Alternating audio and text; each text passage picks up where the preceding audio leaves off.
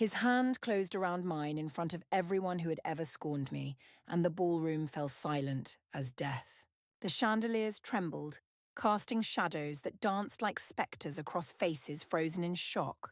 I felt his warmth searing through my skin, his eyes promising something I couldn't name. Salvation or damnation, I couldn't tell. My heart hammered against my ribs as whispers erupted like wildfire, and I knew nothing would ever be the same. Before we dive into this story, leave your comment with a rating from 1 to 10 and tell us which city you're watching from. May this moment bring reflection and emotion to your heart. I was thrown into the center of the ballroom like an unwanted shadow cast against the light. The candles flickered in their golden candelabras, each flame seeming to mock me, reflecting in crystal glasses that clinked in hands that would never extend to receive me. I was the rejected Omega, the living reminder of a family's mistake, a body too thin and a name whispered only in venomous murmurs. I brought no jewels, no inheritance, only the invisible scar of a cursed bloodline and the unbearable weight of the silence with which I'd been taught to exist. I carried inherited shame like it was the only dress I could possibly wear before society. My presence wounded the eyes of those who watched me. I knew it with every fiber of my being. Each gaze was a blade, each muffled laugh a sentence. Women raised their eyebrows, hands covered malicious smiles, men averted their eyes as if fearing invisible contamination. I walked among them with my head lowered, though every fiber of my body screamed not to bow. My skin burned under the heat of their stares, and my footsteps echoed on the marble like an involuntary confession. I didn't belong there. I never had. The ballroom was an illuminated prison. Chandeliers poured light like golden chains. Heavy curtains suffocated the air, mechanical music that couldn't hide the poison of whispers. And it was in that instant, when I thought my loneliness would be the night's only spectacle, that the air ruptured. The murmuring ceased. The floor seemed to tremble under the firm boots that echoed at the threshold. He entered, the Alpha King. He wasn't just a man. He was the weight of an entire lineage molded into flesh. His presence altered the environment like a storm arriving without warning. Tall, with shoulders erect like fortress walls, and a gaze so grave it seemed to pierce through the veil of appearances, he advanced. Each gesture was contained, calculated, but carried a silent fury, like a wolf walking among prey and allies. The ballroom bowed before him not in reverence but in fear disguised as respect. His deep voice when he addressed someone made not just the air vibrate, but the ribs of whoever listened. And then, by some cruel caprice of fate, his gaze settled on me. It wasn't a look of contempt nor of pity. It was something more dangerous. An unexpected interest, an involuntary curiosity, as if in my presence there was something that disarmed him. I wanted to hide, but at the same time a strange spark coursed through my skin, as if I'd finally been seen, even if by eyes capable of destruction. My stepmother, the one who had always reduced me to a shadow in my own home, rushed to pull me away. Her thin fingers dug into my arm, whispering orders wrapped in perfume and poison. Don't stain the night with your presence. Stay silent. Don't draw attention. She didn't know it was already too late. Attention had already been drawn, and not by my will. When the Alpha King approached, the space around us contracted. The air grew denser, the music lost its rhythm. His shadow covered mine, and I felt there was nowhere to flee. He didn't smile. He only inclined his head slightly, a simple gesture that carried the force of a proclamation. "Who is she?" he asked, his voice low but clear enough to cut through the ballroom like a blade. The question wasn't directed at me. It was directed at the world that rejected me. And in that instant, every gaze turned to my stepmother, who hesitated, caught between the need to erase me and the fear of disobeying the king. "An orphan of no importance," she answered with her usual venom, trying to dissolve me into insignificance.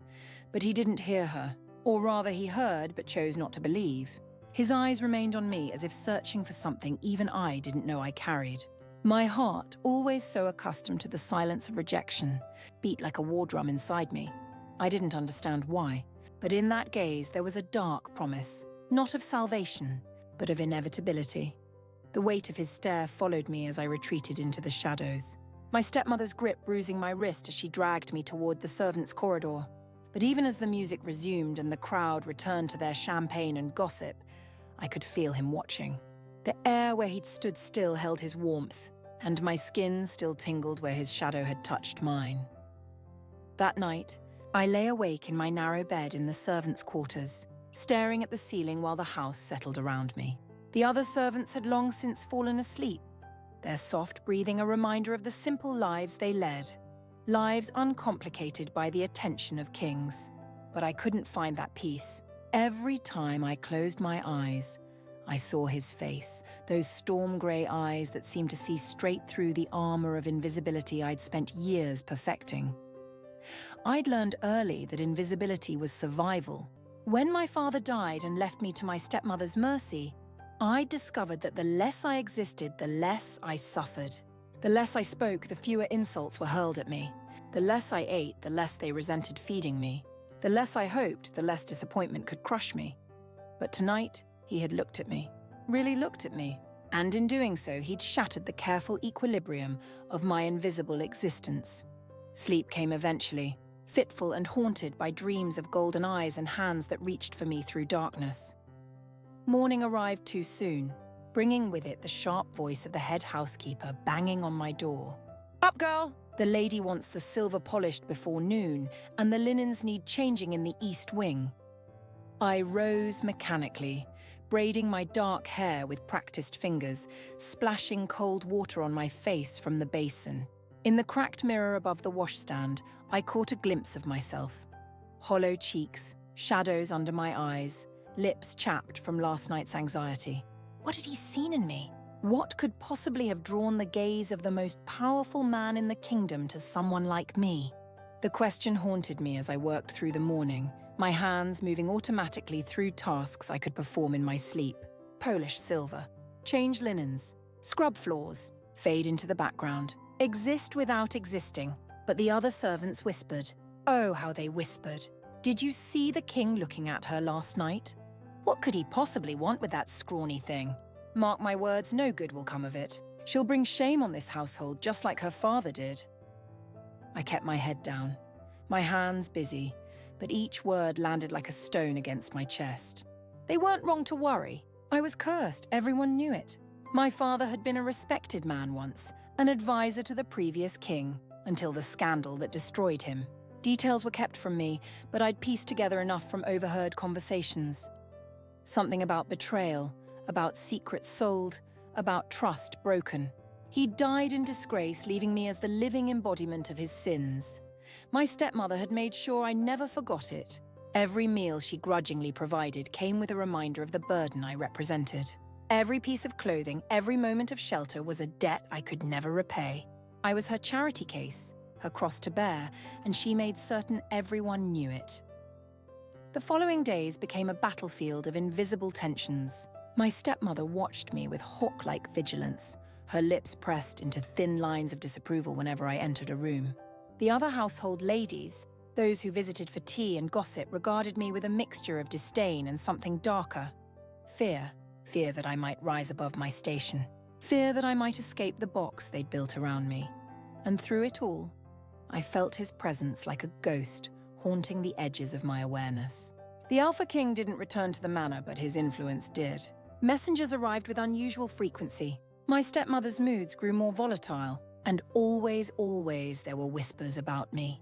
3 nights after the ball, my only friend in the household, a young maid named Clara who'd shown me kindness when no one else would, slipped into my room after dark. Her eyes were wide with something between excitement and terror. "He's been asking about you," she whispered, perching on the edge of my bed like a sparrow ready to take flight at the slightest sound. My heart stuttered. Who? Who do you think?" Clara gripped my hand. "The king. He sent an emissary to your stepmother yesterday. Wanted to know about your family, your history, your status." The word hung in the air between us, heavy with implication. Status. In our world, it meant everything. Omega, Beta, Alpha, these weren't just classifications, they were destinies. And I was Omega through and through, weak subordinate meant to serve and submit. The lowest of the low, especially one tainted by scandal. What did she tell him? My voice came out smaller than I intended. Clara's expression darkened. Everything. Every ugly detail she could dredge up. She told him about your father's disgrace, about the debts, about how she took you in out of Christian charity despite the shame it brought to her house. She made you sound like a burden, a mistake, something to be pitied at best. The words shouldn't have hurt. I'd heard worse from my stepmother's own lips, but somehow, knowing he'd heard them made my chest constrict with humiliation. What must he think of me now?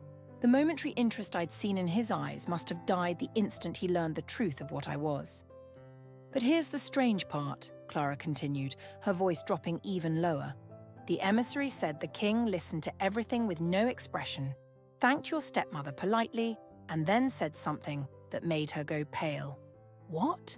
I leaned forward, unable to help myself. He said, "A person's worth isn't determined by the sins of their fathers, nor by the judgment of those who've never known hardship." Then he left, and your stepmother's been in a fury ever since. I sat back, my mind reeling.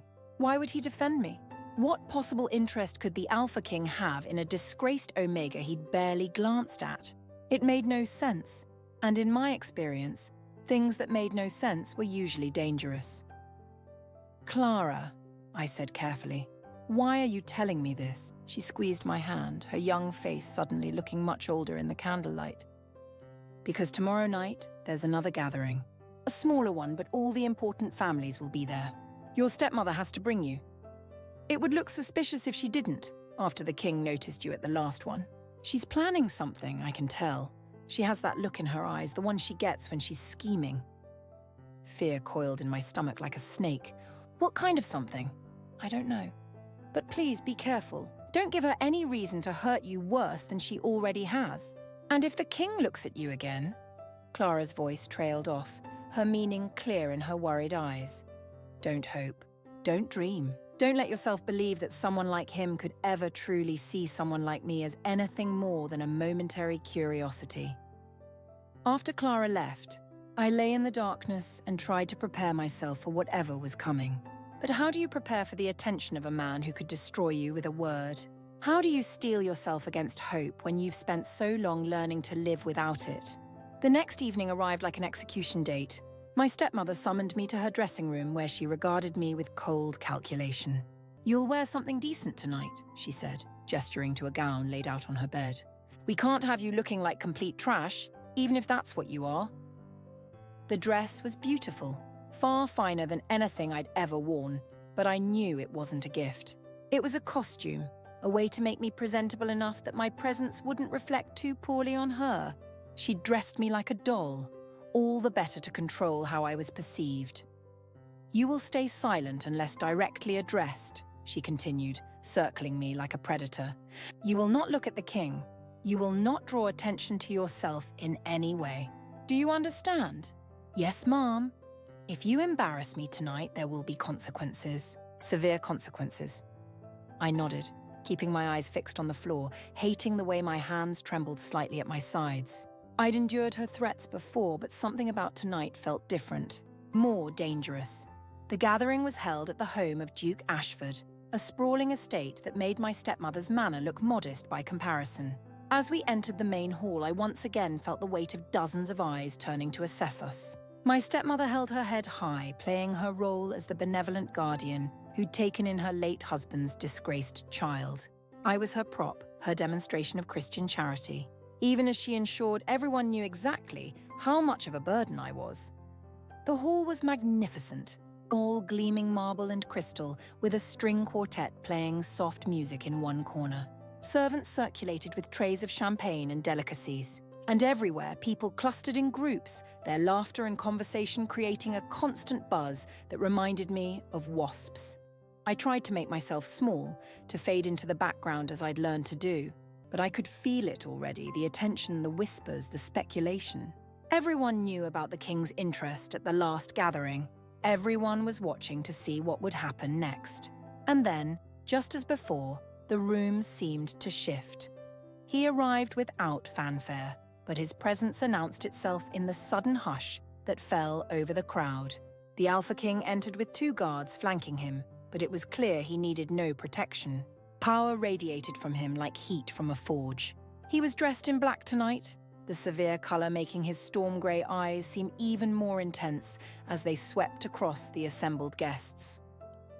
My stepmother's grip on my arm tightened painfully. "Don't you dare," she hissed in my ear. But I hadn't moved, hadn't looked up, hadn't done anything except stand there, trying desperately to be invisible. It didn't matter. Like a compass needle finding north, his gaze found me in the crowd. And this time, there was no mistaking his intention.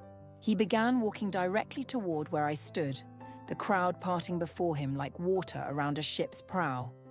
My heart hammered so hard I thought it might burst from my chest. My stepmother's nails dug into my arm hard enough to draw blood. The room had gone absolutely silent, everyone watching this impossible scene unfold. He stopped in front of us, close enough that I could smell the cedar and smoke scent of him, close enough to see the way his jaw clenched slightly as he took in my stepmother's possessive grip on my arm. "Your Grace," my stepmother said, her voice sugar-sweet and poisonous all at once. "What an honor to have you in attendance." He didn't look at her. His eyes remained fixed on me, and I felt like I was being examined by something ancient and knowing, something that could see past the careful walls I'd built around myself. "Release her," he said quietly. The words were soft, but they carried absolute authority. My stepmother's hand dropped from my arm as if burned. "Your Grace, I would speak with her, alone." The room erupted in barely suppressed gasps. An unmarried woman alone with the king? It was scandalous. It was unprecedented. It was, "Of course, Your Grace," my stepmother said, her voice tight with fury barely contained. "Though I must warn you, she's not. That is her family history." "I'm aware of her history." His voice was still quiet, still controlled, but something in his tone made my stepmother snap her mouth shut. "I'm aware of everything." He offered me his arm, a gesture so courtly and unexpected that for a moment I could only stare at it. His forearm was muscled beneath the black fabric of his sleeve, his hand large and capable looking. Everything about him radiated strength and danger, and I was acutely aware that I was a rabbit being invited to walk with a wolf. But rabbits don't refuse wolves, not when the entire room is watching. I placed my trembling hand on his arm and felt the solid warmth of him through the fabric. He was so warm, so real, so present that it made my head spin after years of being treated like I didn't exist. He led me through the silent crowd, out of the main hall and into a smaller sitting room. The door closed behind us with a soft click that sounded like doom. I stood in the center of the room, my hand falling from his arm, unsure what to do or say or even think.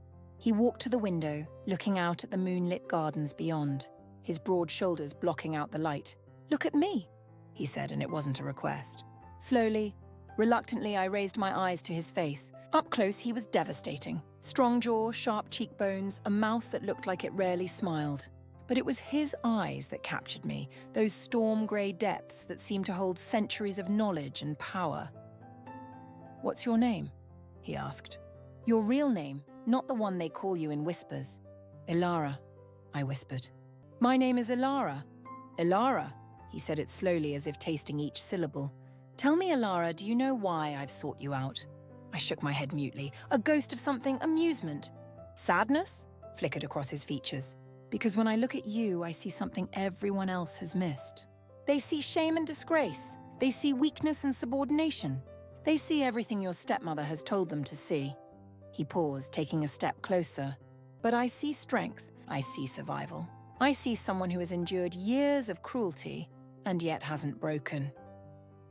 His words struck something deep inside me, something I'd thought had died long ago. Hope. Dangerous, terrible hope. "Why?" The word escaped before I could stop it. "Why would you care about any of that?" His expression grew darker, more intense. "Because I know what it's like to be judged for circumstances beyond your control. Because I see the way they treat you, and it offends something fundamental in me." He was close now, close enough that I had to tilt my head back to maintain eye contact. And because when I saw you in that ballroom looking like you wanted to disappear, I felt something I haven't felt in a very long time. "What?" I breathed. "Recognition." The word hung between us, heavy with meaning I didn't fully understand. Before I could question him further, a sharp knock sounded at the door. "Your Grace," a voice called. "The Duke requests your presence for the announcement." The Alpha King's jaw tightened with frustration, but he stepped back, the moment breaking like glass. "We'll speak again," he said, and it sounded like both a promise and a threat. He opened the door and strode out, leaving me standing alone in the sitting room, my entire world tilted on its axis. What had just happened? What did he want from me? And why did a part of me, a part I'd thought long dead, desperately want to find out? When I emerged from the sitting room, my stepmother was waiting like a venomous spider. She said nothing, but the look in her eyes promised retribution. The ride home was silent, but I could feel her rage building like a storm about to break. It broke the next morning. She summoned me to her study before dawn, her face pale with fury. "Do you have any idea what you've done?" she hissed. "The entire city is talking about you. About how the king singled you out, how he demanded to speak with you alone. They're speculating, gossiping, spreading rumors that will destroy what little reputation this family has left." "I didn't ask for his attention," I said quietly, keeping my eyes lowered. "You encouraged it. You must have done something at that first ball to catch his eye. Did you throw yourself at him? Did you use some kind of desperate Omega wiles?" The accusation was so absurd I almost laughed. Me, with my hollow cheeks and borrowed dress, somehow seducing the most powerful man in the kingdom. But I knew better than to argue. Arguments only made things worse. "You will stay in your room until I decide what to do with you," she continued. "I won't have you destroying everything I've worked to rebuild after your father's disgrace. Do you understand?" "Yes, ma'am." But as I climbed the stairs to my small room, I felt something stirring inside me that I hadn't felt in years. Defiance, anger, a refusal to simply accept the role they'd assigned me. The Alpha King had seen me, really seen me, and for the first time in my life, I wondered if maybe, just maybe, I was worth seeing. The days that followed were strange and tense, filled with an electricity I couldn't quite name. I was confined to my room as my stepmother had ordered, but Clara brought me meals and whispered updates about what was happening in the world beyond my door. The rumors had spread like wildfire. Everyone was talking about the king's interest in the disgraced Omega. Some said it was a scandal. Others whispered darker theories, that perhaps I'd used forbidden magic or pheromones to enchant him. A few, a precious few, wondered if maybe the king simply saw something worth seeing. On the third day of my confinement, a messenger arrived at the manor. Clara burst into my room, her eyes wide with excitement and fear. "A royal summons," she gasped. "For you. The king has formally requested your presence at the palace for a private dinner. Your stepmother is beside herself." I sat frozen on my narrow bed, unable to process what I'd just heard. A private dinner at the palace? With the king? It was impossible. It was dangerous. It was... "You have to go," Clara said urgently. "You can't refuse a royal summons." "But Ilara, please be careful. I don't know what game he's playing, but men like that, they don't pursue women like us without reason." She was right, of course. I was nothing, no one. What could the Alpha King possibly want from me that justified this attention? But as I prepared for the dinner, choosing the least worn of my dresses and braiding my dark hair with trembling fingers, I couldn't deny the small flame of hope that had ignited in my chest. Maybe, just maybe, I was about to discover what it felt like to be more than the shadow everyone expected me to be. The palace rose before me like something from a dream or a nightmare. Towering spires pierced the evening sky, their stone faces carved with the faces of ancient kings and queens. Guards flanked every entrance, their eyes cold and assessing as the royal carriage delivered me to the main courtyard. I stepped out on shaking legs, acutely aware of how out of place I was in this world of marble and gold. A steward escorted me through hallways that seemed to stretch forever, past rooms whose opulence made my eyes ache. Paintings lined the walls, portraits of stern-faced rulers, battle scenes, pastoral landscapes that probably cost more than my entire life. Servants scurried past, their eyes sliding over me with curiosity and barely concealed disdain. I could read their thoughts easily enough. What is someone like her doing here? Finally, we arrived at a set of ornate double doors. The steward knocked once, then pushed them open to reveal a private dining room that took my breath away. A single table was set for two, candles casting dancing shadows across fine china and crystal. Floor-to-ceiling windows overlook the palace gardens, now mysterious and beautiful in the twilight. And at the head of the table stood the Alpha King. He'd shed the formal attire from the gatherings, wearing instead a simple white shirt and dark trousers. Somehow, this made him seem even more dangerous, like a predator who'd removed his civilized mask. His storm-grey eyes tracked me as I entered, and I felt exposed under that penetrating gaze.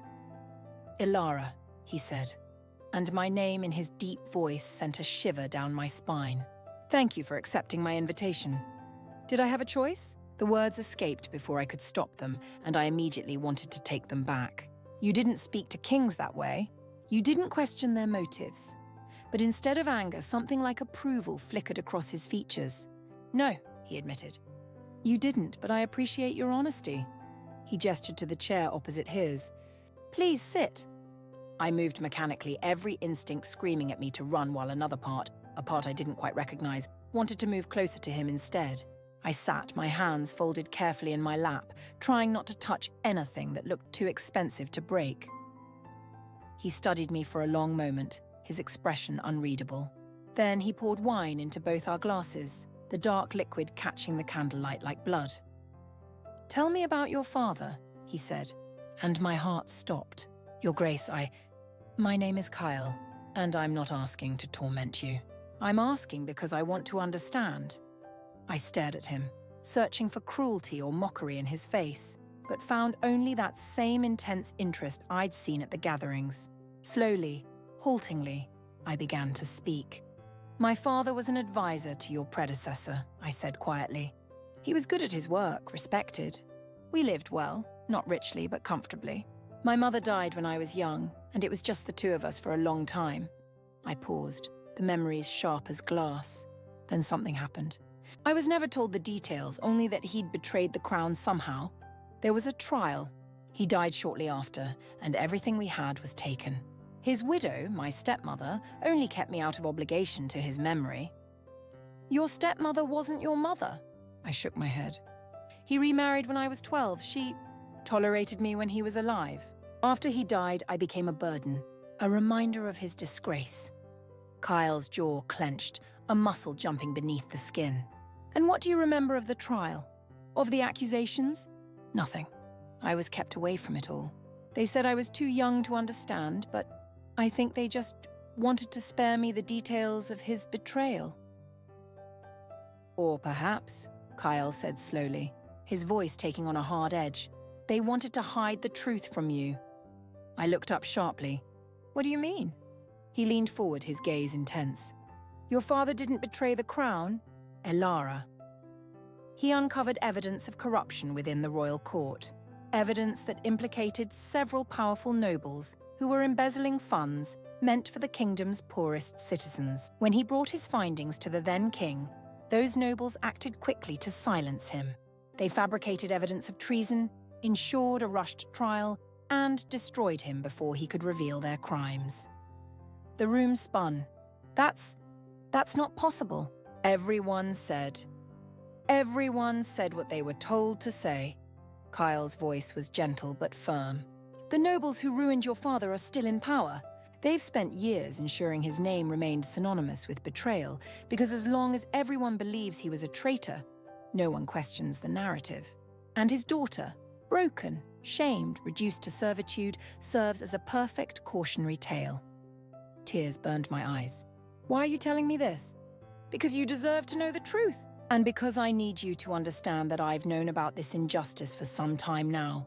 I inherited a kingdom built on lies and corruption, and I've been working to root it out. But some of these men are entrenched, powerful, protected by old alliances. To move against them, I need irrefutable evidence and the right moment. What does any of this have to do with me?" Kyle's expression grew dark and determined. "Everything. Because by showing you favor, by bringing you into my orbit, I'm sending a message to those who destroyed your father. I'm telling them that I know what they did and that their days of hidden control are numbered. You, Ilara, are my opening move." The words hit me like a physical blow. I'm a pawn. A strategy. No, He reached across the table, his large hand covering mine. The touch sent electricity racing up my arm. You're the truth they tried to bury. You're proof that their victims have faces, names, stories. And when the time comes to expose them, your presence at my side will force them to confront what they've done. I pulled my hand away, hurt and anger warring in my chest. So this is all political? Your interest, the attention, it's all just a game of power. It started that way, he admitted, and at least he had the grace to look conflicted. I won't lie to you.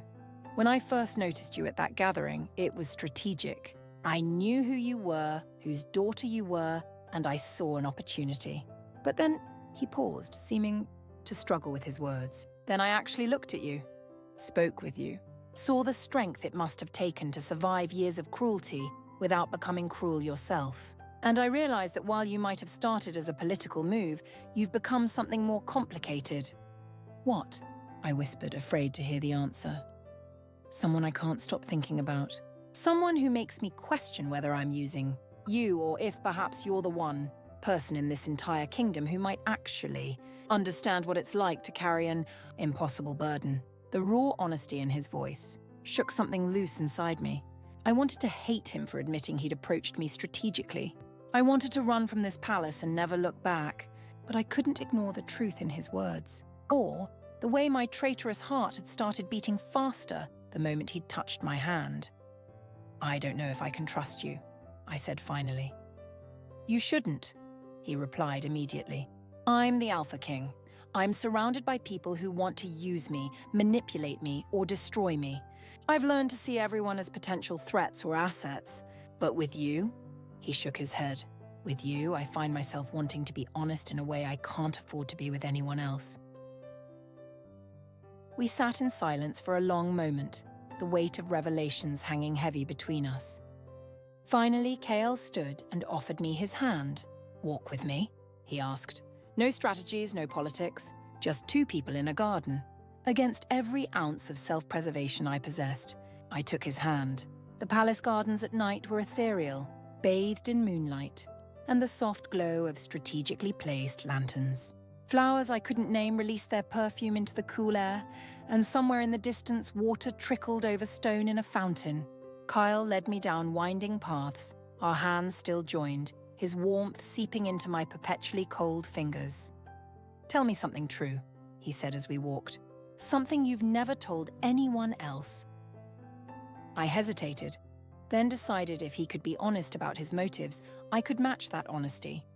Sometimes, I whispered, I'm afraid I'll forget who I was before. Before my father died, before the shame, before I learned to make myself small. I'm afraid that if I survive long enough, I'll look in the mirror one day and not recognize the girl looking back. His hand tightened on mine. And who was she? That girl before? Happy, I said, and the word felt foreign on my tongue. She was happy. She believed her father when he said she could be anything. She didn't understand yet that the world would try to crush that belief out of her. She's still there, Kyle said quietly. I can see her when you forget to be afraid. When you spoke honestly to me just now, defying what you'd been taught about how to address kings, that was her. We stopped by the fountain, its water catching the moonlight like liquid silver. Kyle turned to face me, both of his hands now holding mine. I won't pretend this isn't complicated, he said. I can't offer you simplicity or safety. Being close to me makes you a target, and there are people who will try to hurt you to get to me. But I can offer you the truth about your father, about the corruption he died trying to expose, about who you really are. And I can offer you a choice. What choice? Stay, not as a pawn or a strategy, but as yourself. Help me root out the men who destroyed your family. Stand at my side when I bring them to justice. And maybe if you're willing, let me prove that I see you as more than just a political opportunity. My heart hammered against my ribs. You barely know me. Then let me know you. Let me prove that I'm worth trusting. His storm grey eyes searched mine, vulnerable in a way that seemed at odds with his power. Let me show you that not everyone in this world wants to make you small. I should have said no. I should have protected myself from the inevitable heartbreak of trusting someone so far above my station. But as I stood there in the moonlight, his hands warm around mine, I felt that buried part of me the girl who used to be happy, stirring to life. "Okay," I whispered. "I'll stay." The smile that crossed his face transformed him from intimidating king to something younger, more hopeful. And when he raised my hand to his lips, pressing a kiss to my knuckles that sent heat racing through my veins, I understood that I'd just stepped onto a path that would either save me or destroy me completely. There was no middle ground, not anymore. The following weeks passed in a blur of impossible moments. Kyle kept his word. He began teaching me about the corruption my father had uncovered, showing me documents and evidence he'd been gathering. The scope of the betrayal was staggering. Nobles who'd stolen from the crown, merchants who'd price-fixed essential goods, officials who'd taken bribes to look the other way as the kingdom's poorest suffered. And at the center of it all were the same men who'd destroyed my father. Duke Ashford, Lady Margrave and Baron Thornfield. They'd built their power on the ruins of honest men, and they'd made sure anyone who challenged them ended up disgraced or dead. But as I learned more about the political machinations, something else was happening. Something I hadn't anticipated. I was falling for Kyle. Not the king, not the alpha, but the man beneath the crown. I saw him in the quiet moments between political discussions, when he'd share stories of his own difficult path to the throne. I saw him when he'd defend me from the sneers of courtiers, his authority absolute, but his protection genuine. I saw him in the way his eyes softened when he looked at me, like I was something precious he couldn't quite believe he'd found. And he was falling too. I could feel it in the way his hand would linger on mine a moment too long, in the way he'd seek me out in crowded rooms, in the careful way he'd brush a strand of hair from my face as if I might shatter under rougher treatment. But the closer we grew, the more dangerous it became. My stepmother raged when she learned I'd been spending time at the palace. She couldn't punish me outright, not with the king's protection, but she found subtle ways to make her displeasure known. Servants who'd once tolerated me now actively avoided me. Rumors spread that I was using forbidden Omega abilities to seduce the king. And always, there were whispers that I was following in my father's footsteps, reaching above my station, destined to fall even harder than he had. The turning point came on a crisp autumn evening. Kyle had arranged a formal dinner at the palace, inviting the kingdom's most influential nobles. It was meant to be a show of unity, but I knew better. This was the beginning of his move against the corrupt ones, and he wanted me there, standing at his side as a silent reminder of the cost of their greed. I dressed carefully that night, wearing a gown Kyle had sent, deep midnight blue that made my dark hair look richer and brought out subtle color in my pale skin.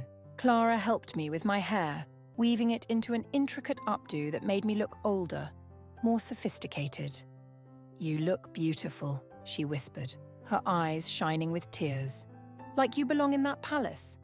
But as the royal carriage carried me toward my fate, I couldn't shake the feeling that I was walking into a trap. The palace ballroom glittered with candlelight and crystal, but the atmosphere was tense. I could feel the speculation in every gaze that turned my way. There was Kyle's choice, the disgraced Omega, the daughter of a traitor, elevated beyond all reasonable station. Duke Ashford watched me with cold calculation, his heavy jowls quivering with barely suppressed rage. Lady Margrave, beautiful, blonde, and deadly, smiled at me with viper-like sweetness. Baron Thornfield ignored me completely, as if acknowledging my existence would be beneath him. These were the people who'd destroyed my father, who'd built their fortunes on lies and blood. And tonight, in this room full of witnesses, Kyle planned to begin exposing them. The dinner was formal and stilted, conversation flowing around careful topics that revealed nothing. I sat at Kyle's right hand, a position of honor that made several people choke on their wine, and tried to remember everything he'd taught me about courtly behavior. "Tell me, Miss Ilara," Lady Margrave said sweetly, her voice carrying across the table, "how do you find life at the palace? It must be quite different from your previous circumstances." The words were polite, but the insinuation was clear. She was reminding everyone of my low status, my servitude, my unworthiness. "It's very different," I replied carefully, keeping my voice steady. "The palace is beautiful, and His Majesty has been very generous in sharing his knowledge with me." "Knowledge? Do Duke Ashford's voice was oily and amused. What knowledge could possibly interest a young woman of your background? Kyle's hand found mine under the table, squeezing gently. This was it. The moment we'd prepared for. Actually, Kyle said, his voice cutting through the conversation like a blade, I've been educating Miss Ilara about her father's work. Sebastian Rothwell was a brilliant financial analyst, and his final investigation uncovered some fascinating irregularities in the kingdom's accounts. The temperature in the room dropped 10 degrees. Duke Ashford went pale. Lady Margrave's smile froze on her face. Baron Thornfield's fork clattered to his plate. Your Majesty, Duke Ashford began, his voice shaking slightly. Surely we needn't discuss such ancient history. The man was convicted of treason. Kyle's voice was deceptively soft. Yes, that was the charge. Fascinating how quickly that trial concluded, wasn't it? Almost. As if someone wanted to silence him before he could present his full evidence. Are you suggesting, Lady Margrave said, her sweet voice now tinged with steel, that the late king presided over an unjust trial? I'm suggesting, Kyle replied, setting down his wineglass with deliberate care, that my predecessor was a good man who trusted the wrong advisors who fed him false information to protect their own interests. His storm grey eyes moved from face to face, pinning each of them like insects on a board. Advisors who are sitting at this table right now. The ballroom erupted in shocked murmurs. This was unprecedented, a direct accusation against sitting nobles at a formal dinner. It was scandalous. It was dangerous. It was magnificent. This is outrageous. Baron Thornfield stood, his face purple with rage. Your Majesty, I will not sit here and be accused of embezzling funds meant for the poor. Kyle's voice cracked like a whip. Falsifying trade records to inflate prices. Bribing officials to cover your tracks? Which crime specifically would you prefer not to be accused of, Baron? The silence that followed was absolute. Every eye in the room fixed on Kyle, then slid to the three nobles, then back to me. Because suddenly my presence made sense. I wasn't just the king's odd choice of companion. I was a living symbol of what they'd done, the daughter of the man they'd destroyed to hide their crimes. You have no proof, Duke Ashford said, but his voice lacked conviction. Kale smiled. And it was terrifying, don't I? I've spent the last 2 years reconstructing your financial crimes. I have testimony from merchants you strong-armed, from officials you bribed, from families you ruined. And I have the original documents Sebastian Rothwell compiled before you destroyed him. Documents he'd had the foresight to hide with a trusted colleague who only recently came forward. He stood, and his power filled the room like a physical force. You stole from this kingdom. You lined your pockets while children starved. And when one good man tried to stop you, you destroyed him so thoroughly that his daughter, his hand gestured to me, spent years believing her father was a criminal. Tears burned my eyes, but I refused to let them fall. Not here. Not in front of the people who'd stolen everything from me. As of tonight, Kyle continued, his voice ringing with authority, you are all under investigation. Your assets are frozen. Your titles are suspended pending a full inquiry. And if you're found guilty, and you will be, you'll face the same justice you denied to Sebastian Rothwell. The ballroom exploded into chaos. Nobles shouted, guards moved forward, the three accused tried to protest their innocence. But through it all, Kyle remained calm, his hand finding mine again and holding tight. Come, he said quietly, meant only for my ears. You don't need to watch this. He led me from the ballroom, through the palace corridors, until we reached a quiet terrace overlooking the gardens. The night air was cool and clean, washing away the suffocating atmosphere of the dinner. Did you know? I asked, my voice shaking. When you first saw me, did you know you were going to do this tonight? No, he admitted. Tonight was supposed to be a subtle warning, a hint that I knew what they'd done. But when Lady Margrave started mocking you, when they couldn't even show you basic respect, his jaw clenched. I realized I was tired of subtle, tired of playing their games. They took everything from you, Ilara. They deserve to face justice. I should hate them, I whispered. And I do. But I also feel empty. Like I spent so long believing one story about my father that I don't know how to process the truth. Kyle turned to face me, his hands gentle on my shoulders. You don't have to process it all at once. You're allowed to feel whatever you feel. Anger, grief, confusion, all of it. But I need you to know something. What? This started as strategy. I won't lie about that. But somewhere along the way, it stopped being about political moves and started being about you. About the incredible strength you've shown. About the way you make me want to be a better king. A better man. His thumb traced my cheekbone, his touch achingly gentle. I'm falling in love with you, Ilara. And that terrifies me, because love makes you vulnerable, and I can't afford vulnerability. But I can't seem to stop either. My breath caught in my throat. You can't love me. I'm nothing. You're everything, he interrupted fiercely. You're proof that goodness survives even when people try to crush it. Your strength disguised as fragility. You're the daughter of a hero who inherited his courage. His forehead rested against mine. And if you'll let me, I'll spend the rest of my life proving to you that you were never the worthless thing they made you believe you were. The kiss, when it came, was inevitable. Soft at first, questioning, as if he was afraid I might pull away. But I didn't. I leaned into him, my hands gripping his shoulders, and kissed him back with all the emotion I'd kept locked away for years. Grief, anger, hope, desire, and something deeper that I was afraid to name. When we finally broke apart, both breathless, he smiled against my lips. Stay with me, he whispered. Not as a political move or a symbol, just as yourself. I don't know who that is yet, I admitted. Then let's figure it out together. And standing there on the terrace, the palace glittering behind us and the night full of possibilities ahead, I realized something profound. I wasn't the rejected Omega anymore. I wasn't the girl who'd learned to make herself small. I was Ilara Rothwell, daughter of a hero, and I was finally free to become whoever I wanted to be. The game had ended, but my real story? That was just beginning. The following months were a whirlwind of change. The trials of Duke Ashford, Lady Margrave, and Baron Thornfield became the talk of the kingdom. Evidence piled up, witness after witness coming forward to testify about their crimes. The scope of their corruption was staggering, and with each revelation my father's name was rehabilitated. The traitor became the hero, posthumously honored for his courage in standing against power. My stepmother, faced with the truth of who I'd become and the protection I now enjoyed, tried to claim she'd always believed in me. I saw through her lies, of course, but I chose something unexpected: forgiveness. Not because she deserved it, but because holding on to that anger would have poisoned the new life I was building.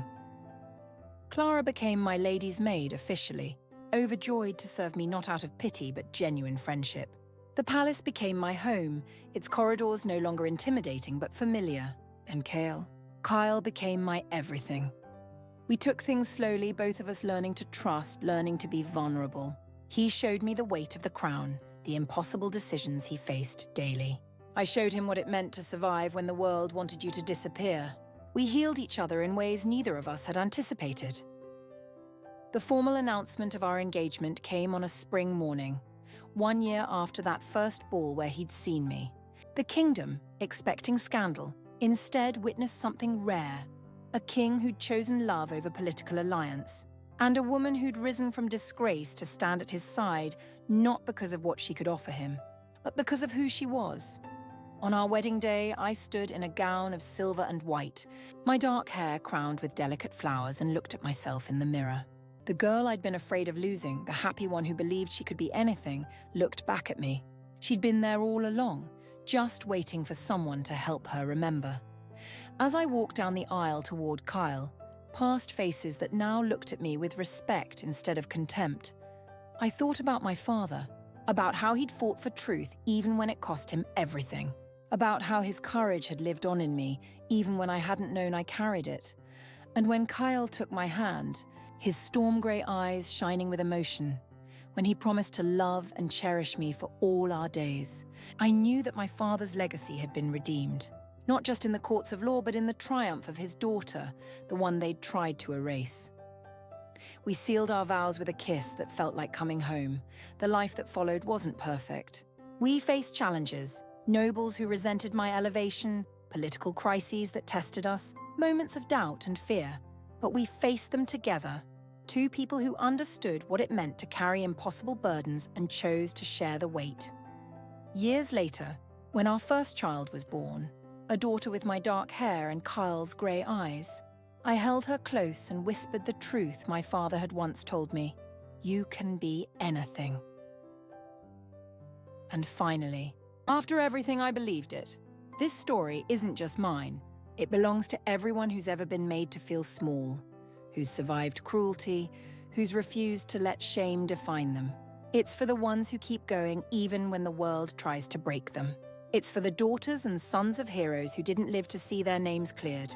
And it's a reminder that sometimes, when you think you're at your lowest, when invisibility feels like the only safety you have left, sometimes that's exactly when someone sees you, really sees you.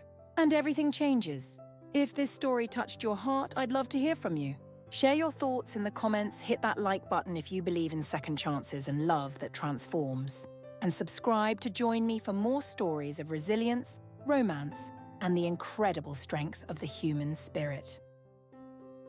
Because we all deserve to be seen. We all deserve to rise. And we all deserve our own version of a love that sets us free. Thank you for being here. Thank you for listening. And may you find your own moment of recognition when someone looks past everything you've been told you are and sees the truth of who you've always been.